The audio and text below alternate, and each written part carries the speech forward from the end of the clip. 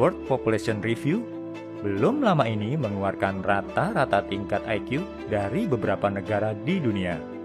Pengukuran tersebut melibatkan 199 negara dan diurutkan dari peringkat tertinggi sampai dengan terendah.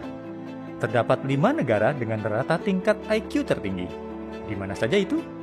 Jepang dengan nilai 106,48, Taiwan 106,47, Singapura 105,89, Hong Kong 105,37, dan yang terakhir Tiongkok 104,10.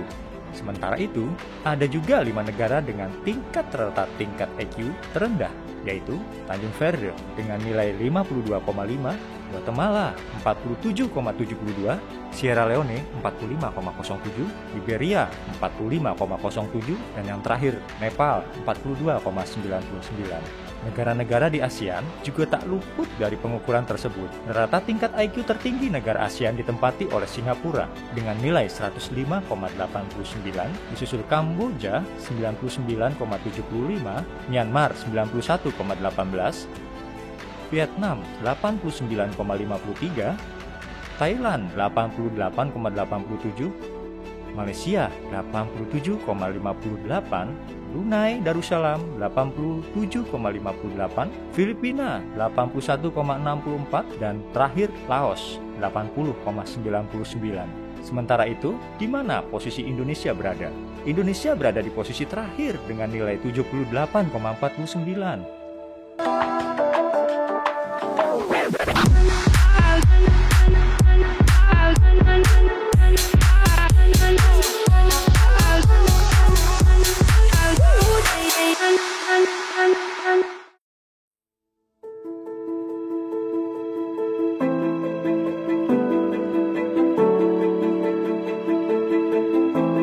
Terdapat 3 patokan yang menjadi alat ukur tingkat kecerdasan manusia, yaitu IQ yang berkaitan dengan kecerdasan logika dan analisis, IQ yang berkaitan dengan kecerdasan pengendalian emosi, dan SQ yang berkaitan dengan kecerdasan spiritual manusia itu sendiri.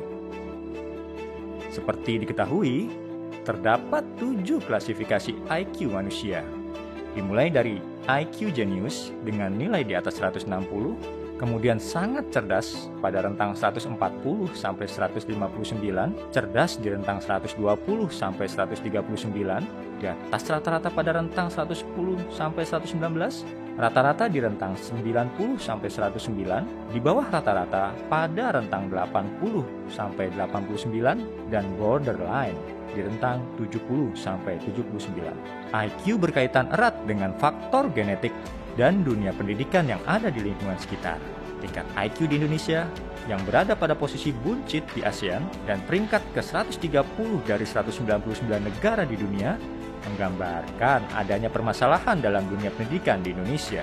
Menurut data Kemendikbudristek, angka partisipasi sekolah tertinggi menurut kelompok usia berada pada usia 7-12 tahun dengan 99,19%, dan yang paling terendah berada pada usia 19-23 tahun dengan 27,72%. Sementara itu, angka partisipasi kasar berdasarkan jenjang pendidikan paling tinggi berada pada tingkat SD sederajat dengan nilai 106,20 dan paling rendah berada pada tingkat SMA sederajat dengan nilai 85,23.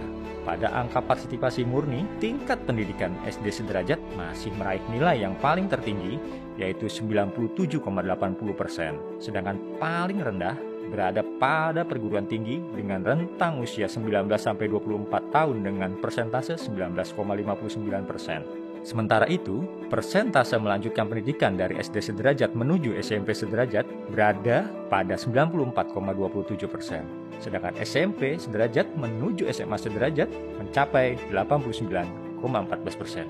Tingkat pendidikan tertinggi yang ditamatkan penduduk usia 15 tahun ke atas berdasarkan jenjang pendidikannya ialah tidak pernah sekolah sebesar 3,31, tidak tamat SD 10,56%, tidak tamat SD sederajat 25,10%, tidak tamat SMP sederajat 22,15%, tidak tamat SMA sederajat 29,21%, dan tidak tamat perguruan tinggi sebesar 9,67%. Masih adanya angka putus sekolah merupakan gambaran bahwa pendidikan di Indonesia masih memiliki berbagai permasalahan. Menurut Kemendikbudristek, permasalahan paling mendasar dari pendidikan di Indonesia ialah jumlah penduduk yang besar dan luasnya wilayah Indonesia. Selain itu, kesenjangan sarana pendidikan dan kesejahteraan tenaga pengajar menjadi permasalahan yang utama. Pemecahan berbagai masalah ini penting sekali dilakukan demi meningkatkan kecerdasan masyarakat di Indonesia. Selain itu, pendidikan merupakan gerbang pertama bagi masyarakat Indonesia dalam memperbaiki hidup dan meningkatkan perekonomian Indonesia. Pendidikan yang baik juga dapat mendorong Indonesia menjadi bangsa yang mandiri dan dapat berdiri di atas kaki sendiri untuk menyelesaikan berbagai permasalahan lain yang terjadi di Indonesia.